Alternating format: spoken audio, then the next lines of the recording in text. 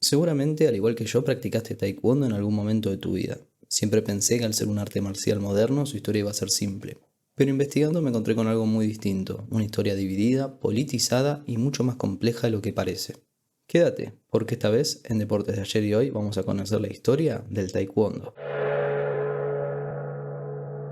Para entender la historia del taekwondo, primero necesitamos entender la historia de Corea, una península ubicada en Asia Oriental que limita al norte con China y Rusia y que durante siglos fue un reino independiente. A fines del siglo XIX, Corea intentó modernizarse formando el Imperio Coreano, pero duró muy poco. En 1910, Corea fue anexada por el Imperio del Japón y permaneció bajo ocupación japonesa hasta 1945 con el final de la Segunda Guerra Mundial. Durante esos años, Japón buscó reprimir la identidad coreana.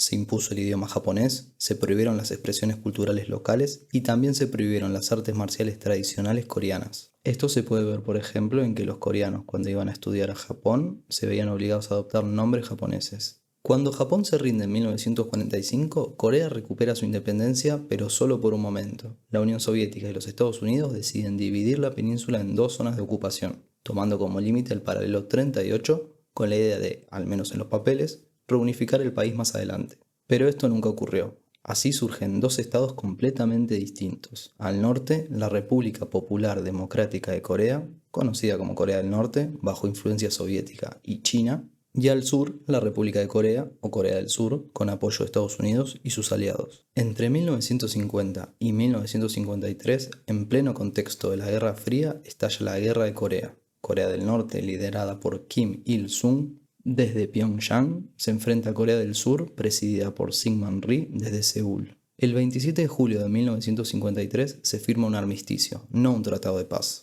Se establece la zona desmilitarizada de Corea, se intercambian prisioneros, pero la guerra nunca terminó oficialmente. El saldo fue devastador, entre 3 y 4 millones de muertos, ciudades enteras destruidas en ambos lados y una península que, al día de hoy, sigue dividida por el mismo paralelo 38. Esta división política, ideológica y cultural es clave para entender no solo la historia de Corea, sino también la historia del taekwondo. Antes de seguir tenemos que hablar de los Kwans. Los Kwans fueron las primeras escuelas de artes marciales que surgieron en Corea tras la ocupación japonesa a partir de 1945. Antes de la Guerra de Corea se fundaron 5 Kwan y luego aparecieron otros 4 creadas por alumnos de esas escuelas originales. Durante la ocupación japonesa las artes marciales coreanas estaban prohibidas, por lo que muchos de los futuros maestros coreanos se formaron en el exterior, principalmente en el karate de origen japonés y en algunos casos también en artes marciales chinas. Un buen ejemplo es Wang Yi, fundador del Mudu Kwan en 1945. Wang había estudiado Kwan Fa en China, Karate Shotokan en Japón y según algunas fuentes también Taekyon, un arte marcial tradicional coreano que practicó en su juventud. Su escuela funcionaba curiosamente en unos almacenes cerca de una estación de tren. Ahora bien, acá aparece una confusión común y totalmente entendible con los nombres. El arte que se practicaba en el Mudu Kwan se llamaba Tang Soo Do. Este nombre es simplemente la pronunciación coreana de los mismos caracteres chinos que en japonés se leen como karate. Tang Soo Do significa el camino de la mano china. En japonés esos mismos caracteres se leen como karate do, que hoy conocemos como el camino de la mano vacía. El Tang Soo Do y el karate comparten raíces, técnicas y escritura, pero se desarrollaron en contextos culturales distintos. Con el tiempo el Tang Soo Do se convirtió en un arte marcial coreano propio y en uno de los principales predecesores del taekwondo. Algo similar ocurre con el Kong Soo Do. Este término también se utilizó en Corea para referirse a sistemas muy cercanos al karate y significa literalmente el camino de la mano vacía. En la práctica, muchas escuelas usaban distintos nombres para artes muy parecidas, dependiendo del momento político y del mensaje que se quería transmitir. Los 5 Kwans originales fundados antes de la Guerra de Corea fueron el Chung-Do Kwan, el Song-Mu Kwan, el Mu-Du Kwan, Shun-Mu Kwan y Kwon-Bok-Bu. Ah, pensaste que no me iba a salir, ¿no? Tras la guerra, alumnos de estos Kwan fundaron nuevas escuelas, dando origen a los Kwan posteriores. Cada uno tenía matices distintos, pero todos compartían una base técnica común. Uno de los Kwans más influyentes fue el Chung-Do Kwan, fundado por Won Kuk Lee. Lee había estudiado karate en Japón y fue una figura clave en la formación de muchos maestros. Sin embargo, tras la Guerra de Corea, Won Kuk Lee emigró a Japón presionado por conflictos políticos internos, luego de rechazar una propuesta del entonces presidente de Corea del Sur. Entre sus alumnos se encontraba Nam Tae-hee, quien más adelante se convertiría en la mano derecha del general Choi Hong-hee. Choi y Nam fundarían luego la Odo Kwan, una escuela clave en el desarrollo del taekwondo moderno. pero de eso vamos a hablar en la próxima parte. Antes de conocer más del general Choi, quiero recomendarte el primer video del canal sobre la historia del judo. También recordarte que si te está gustando el video, puedes demostrar tu apoyo con un like y suscribiéndote al canal. El general Choi Hong-hee nació el 9 de noviembre de 1918 en lo que hoy es Corea del Norte. Choi fue expulsado del colegio por enfrentarse a las autoridades japonesas debido a su carácter rebelde y nacionalista. Luego de esto, su padre lo envió a estudiar caligrafía con el maestro Han Il-dong, quien, según algunas versiones, también le habría enseñado el arte marcial tradicional coreano, el Taekyon. Este punto es uno de los primeros temas debatibles de su historia. Mientras algunos sostienen que Choi aprendió Taekyon en su juventud, otros historiadores lo ponen en duda, señalando que en esa época el Taekyon era más bien una práctica popular, mientras que la caligrafía estaba asociada a las clases altas. En 1937, Choi viaja a Japón para estudiar, algo común para muchos coreanos en ese periodo. Allí comienza a entrenar karate y según distintas fuentes alcanza el primer o segundo dan. Incluso se sabe que llegó a enseñar karate en una sede del Inca de Tokio. Durante la Segunda Guerra Mundial, Choi es obligado a servir al ejército japonés, pero es acusado de participar en el movimiento independentista coreano y por eso es encarcelado. Según su propio testimonio, durante ese tiempo continuó entrenando y enseñando artes marciales a otros prisioneros. Con la caída de Japón tras el final de la guerra, Choi es liberado y se incorpora al nuevo ejército de Corea del Sur.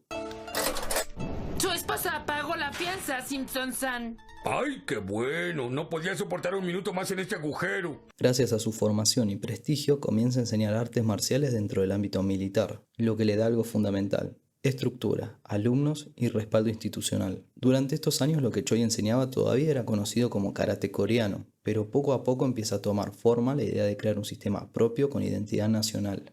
En este proceso aparece la figura clave de Nam Tae-hee, uno de sus alumnos más destacados y su principal colaborador técnico, ya que él era el responsable de la mayoría de las demostraciones frente a autoridades civiles y militares. En una de esas exhibiciones realizadas ante el presidente Syngman Rhee, el mandatario se refirió a lo que vio como Taekyon, el antiguo arte marcial coreano, y Choi decidió no corregirlo. En un país que acababa de liberarse de la ocupación japonesa, cualquier vínculo con tradiciones coreanas era políticamente valioso. Asociar este nuevo arte marcial con una práctica autóctona ayudaba a romper simbólicamente con el pasado colonial. Es en este contexto donde aparece el nombre Taekwondo. La palabra Taekwondo se compone de tres elementos: Tae, que hace referencia a las patadas; Kwon, que significa puño; y Do, que puede traducirse como camino o disciplina, es decir, el camino del pie y del puño. Pero más allá de su significado literal, el nombre tenía un objetivo mucho más profundo: independizarse del término karate, de origen japonés, y construir una identidad marcial claramente coreana. Es en 1955 que se define oficialmente el nombre Taekwondo. Según algunas versiones, esto fue una propuesta directa del general Choi, según otras, el resultado de una reunión entre representantes de los distintos kwans.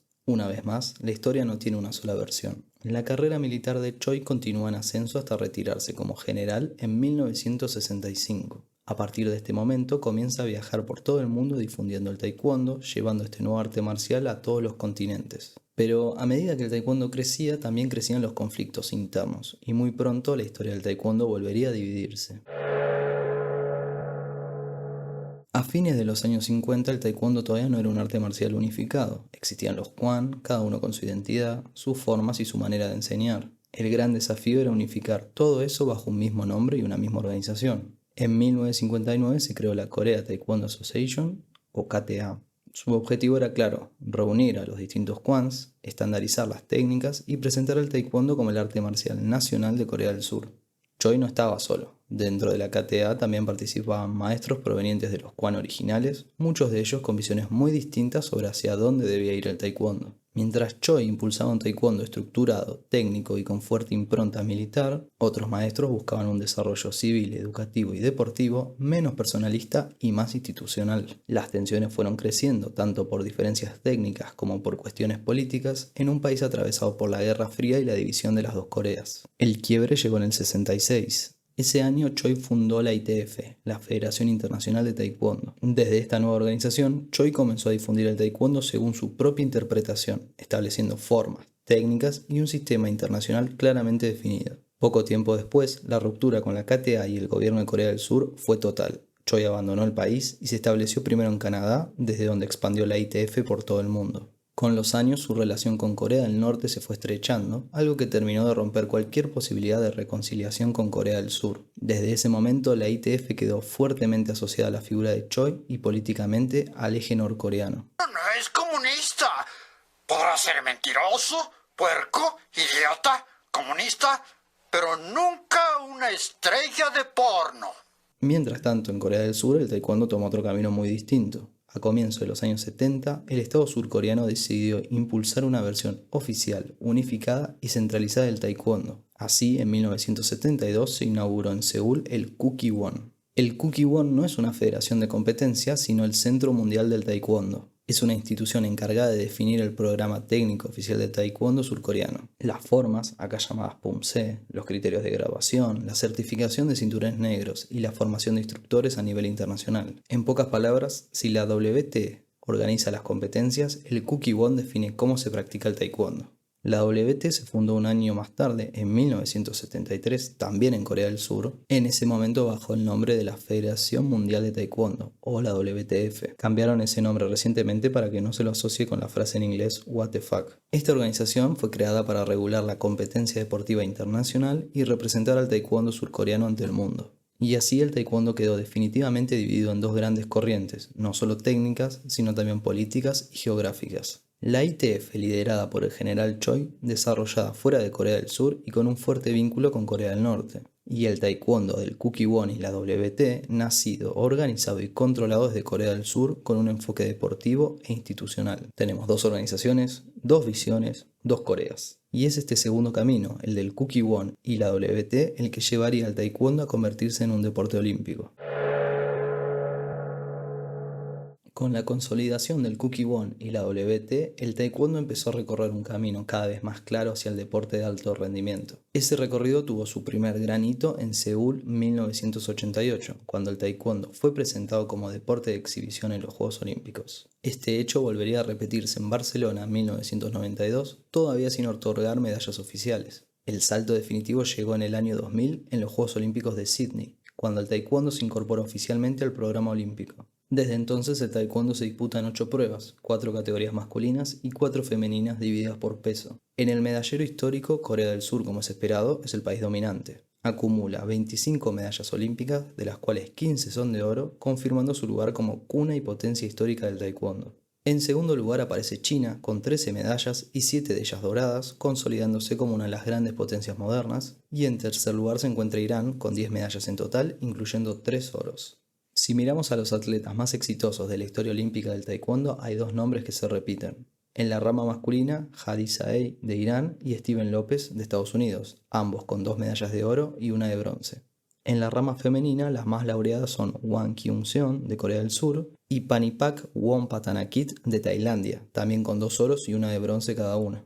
Como ya dijimos antes, el taekwondo olímpico es organizado por la WT, en conjunto con el Comité Olímpico Internacional, lo que termina de consolidar esta versión deportiva a nivel global.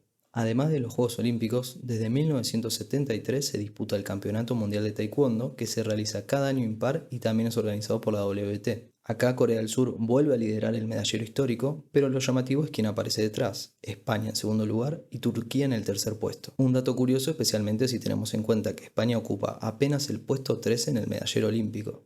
Y actualmente el Taekwondo ITF se ha dividido en distintas federaciones a nivel mundial, cada una de estas tiene sus propias competencias. El Taekwondo es un arte marcial moderno con poco más de medio siglo de historia, pero en ese corto tiempo logró algo que muy pocos consiguieron, cruzar fronteras, ideologías y generaciones. Nació en un país dividido, en medio de conflictos políticos y disputas de identidad, y aún así se convirtió en una de las artes marciales más practicadas del mundo. Y como toda disciplina viva, el Taekwondo sigue evolucionando. La pregunta es, ¿hacia dónde? Gracias por ver este video de deportes de ayer y hoy. Si te apasiona el deporte y querés seguir descubriendo sus historias, te invito a suscribirte al canal. Se vienen más viajes al origen de distintas disciplinas, eventos deportivos y más historias de atletas que dejaron su marca. Yo soy Gonzalo Labart, gracias por acompañarme y nos vemos en el próximo video.